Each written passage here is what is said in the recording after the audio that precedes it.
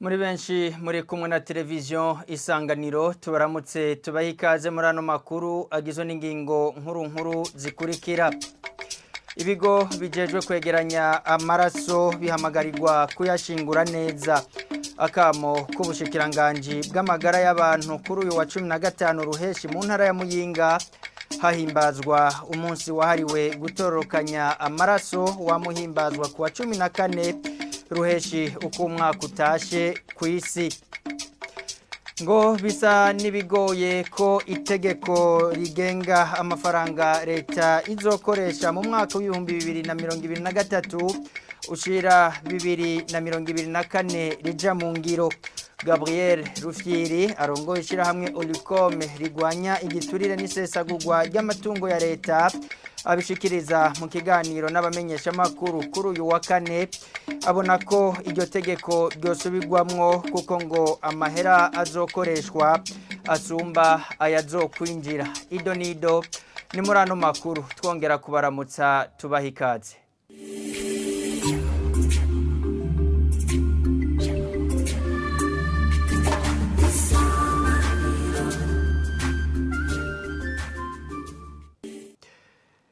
Bamwe mu bashinga amateka bafise amakenga ko hari ibisata by'igihugu bihabwa uburyo amafaranga adakwiye kandi navyo biri mu biteza imbere igihugu.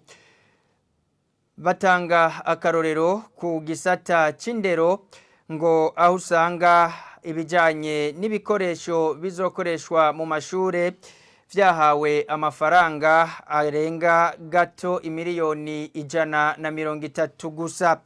Umushikiranganji w'ikigega ca leta Audace Niyonzima asigurira abashinga amateka ko ibikenewe mu gihugu ari byinshi bitoronkera rimwe uburyo. Bikaba rero byashikirijwe ku munsi wa mbere abashinga amateka bariko bemeza integuro y'itegeko rigenga amafaranga leta y'u Burundi izokoresha mu mwaka w'ibihumbi 2023 ushira umwaka w'ibihumbi 2024. Inkuru tubaza Alain Désiré Bukeyeneza. Bamwe mu bashinga amateka batangazwa nuko hari bisata bihabwa amafaranga adakwiye. Bati bihava bitandukana n'umugambi w'igihugu ushaka ko Burundi mu 2040 uzoba buriko burazamuka 2060 bube buteye imbere. Pays émergent, pays développé. Aho mushinga amateka Agathon Rwasa abivuga afatiye ku bushikiranganje bw'indero n'amagara y'abantu. Abantu bafise amagara meza no mu gukora baritanga gusumba.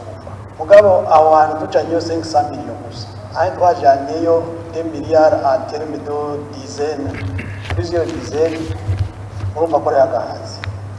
Muri education, abongereza bavuga ngo education is a key. L'education indero ubumenyi n'urufunguzo rw'ibindi. Mugabo ugasanga bashizeyo imiliyoni 131 muri fourniture scolaire pédagogique. Utwo dufaranga vraiment ni duke cyane. Uravye les besoins mu mashuri zihari, ayo mafaranga ni make cyane.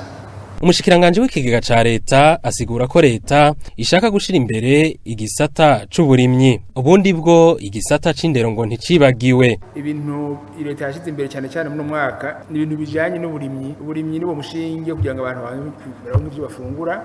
Hanyuma n'amagara y'abantu yibagiwe kuko ngaha kuri education turahenyanyura ibwirizwa ngira twongeye ko kuri ubu bushikiranganje bujeje indero tukaraba ahantu tugira inyota tukongera ko ari amafaranga kugira ngo abana bari muri ukuntu haheze imyaka myinshi promotion y'abanyeshuri bahejeje bagiye kuri university baguma barindira abandi baguma bari muhira kugira ngo turebe ko bose n'umwaka bogira rimwe bakora kigoro muri ibije kazo bakagiyemo kadasanzwe ko bimaze imyaka myinshi cyane. Kubijanye n'igisata c'amagara y'abantu Audace Niyonzima asigura ko amafaranga atozwa ku makori asahirizwa n'ayandi atangwa n'abafasha Burundi. Itegeko rigenga amafaranga leta izokoresha muri 2023 ushira 2024 agera hafi ku miliyarade ibihumbi 4. Muri ayo leta yiteze ko hazokwinjira mu kigega ca leta imiliyarade zirenga ibihumbi 3 ayataraboneka hazova nayo akabarenga imiliyarade 720 z'amafaranga y'amarundi. Alain Desire Bukeye neza urakenuye iryo tegeko rero rigenga amafaranga leta izokoresha mu mwaka wa 2023 ushira 2024 ngo bisa nibigoye ko ryoja mu ngiro. Ishirahamwe Oricome gishinze kugwanya igiturire n'isesagurwa ry'amatungo ya leta ribishikiriza kuri uyu wa kane mu kiganiro kubamenyesha makuru. Gabriel Rufyiri arirongoye avuga ko integuro ubwayo ari nziza ariko ngo haragahaze mu bariteguye. Kubwiwe ngo ryosubirwamwo kuko n'amafaranga yategekanijwe kuzokoreshwa asumba ayazinjira. Kugira ngo ushobore gutera imbere ugira ikintu bita budget d'investissement, ushira amafaranga yawe cyane mu bintu bizotumeje ushobora kuronka umwimbo. Ubu rero mwiyi budget mwe amafaranga yategekanije, amafaranga yarategekanijwe muri budget tuko turasozera muri budget d'investissement ku mafaranga ava mu gihugu yarama miliyaridi amajana 798, ariko ubu uya mwiyi budget badugije gato yabaye ama miliyaridi 158 arenga gatoyi. Nukuvuga yuko haduze ibice 33 n'uduce turenga ko gatoyi kwijana niyo yaduze.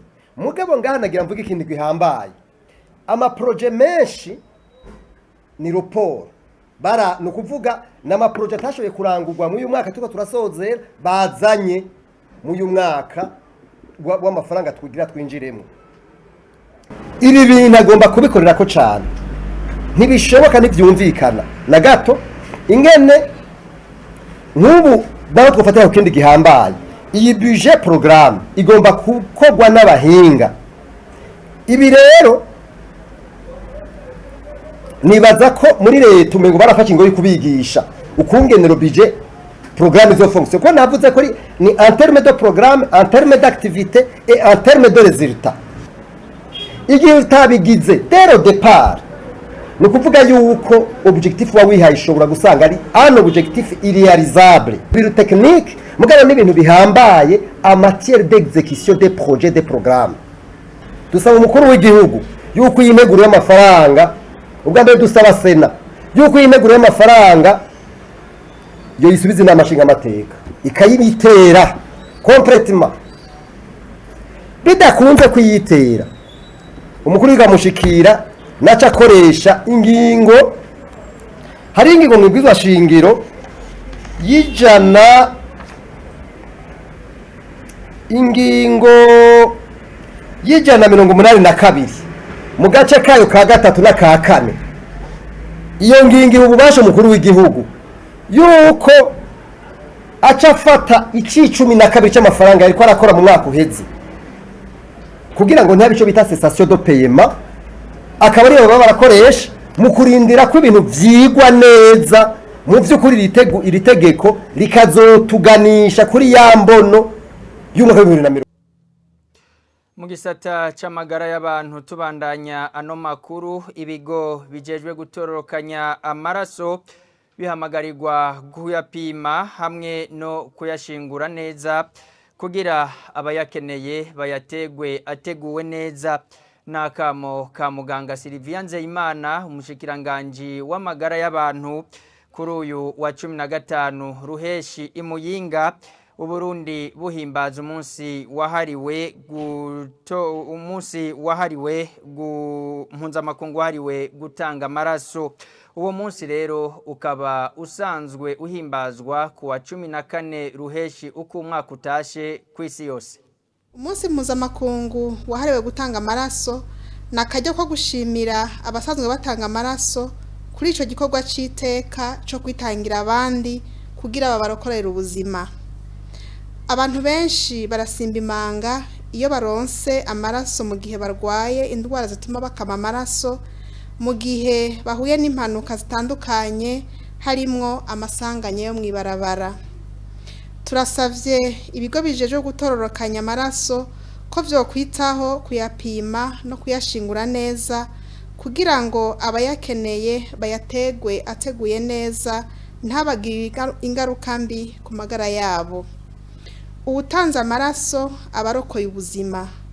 Nico gituma gutanga amaraso ari igikorwa c'iteka, kuko uwuyatanga abigira ku bushake bwiwe no ku buntu.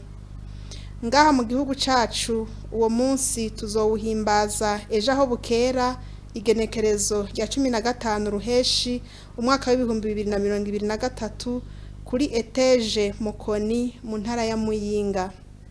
Tuboneyeho aka kanya uko gusaba uwo wese afise amagara meza ko yotanga amaraso kugira ibitaro vyame biyaronka igihe cyose akenewe, kuko arokora ubuzima bwa kiremwa muntu uwo ari we wese. Muganga Silvia Nzeyimana akaba ari umushikiranganji w'amagara y'abantu.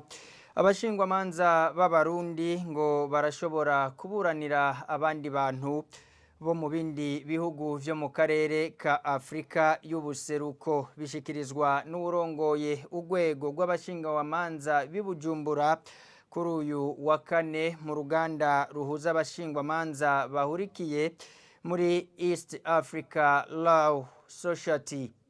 Jean Dodier Muhuzenge amenyesha ko abashingwamanza b'abarundi bahurumbira ubwo rwego, ariko ngo intambamyi n'ururimi.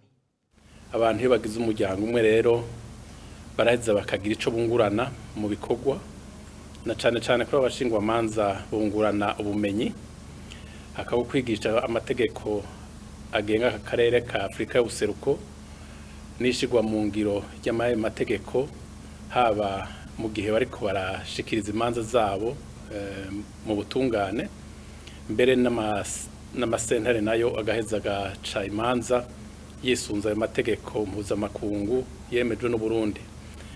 Muri iyo nama itekanijwe hazoba harimo kwigisha abashingwamanza iby'ayo mategeko, hamwe mbere n'ingene haba gukurikirana imanza ziba zishinzwe muri sentare y'aka karere ka Afrika y'ubuseruko, aho hose rafise amategeko ahagenga.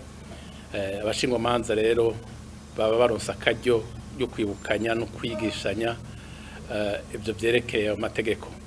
Abashingwamanza barahagira icubunguko runini cyane, kuko baraheza bakagira ubumwe hagati yabo. Abashingwamanza dufate b'i Burundi barazi amategeko agenga uburundi bwa mbere, barazi n'amategeko yemejwe n'igihugu cy'u Burundi, ariko hari amategeko bataba bazi yo muri ibyo bihugu biri muri Afrika y'ubuseruko. Ariko rero iyo bahuye habaye ihuriro nk'iri ry'abashingwamanza, kiretse ko haba kumenya amategeko agenga ibyo bihugu mu bisata bitandukanye, haraba kandi no kugira ubwo bumwe.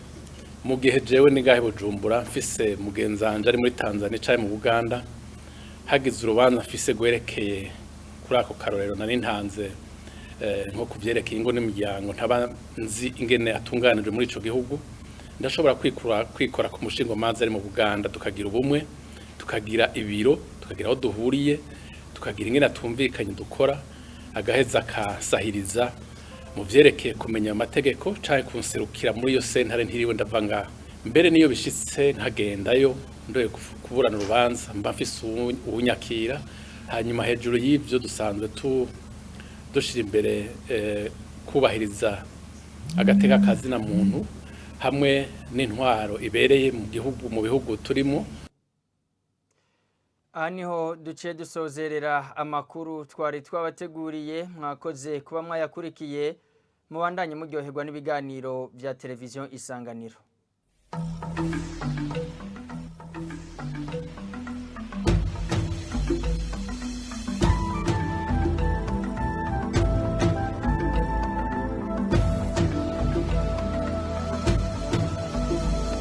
Isa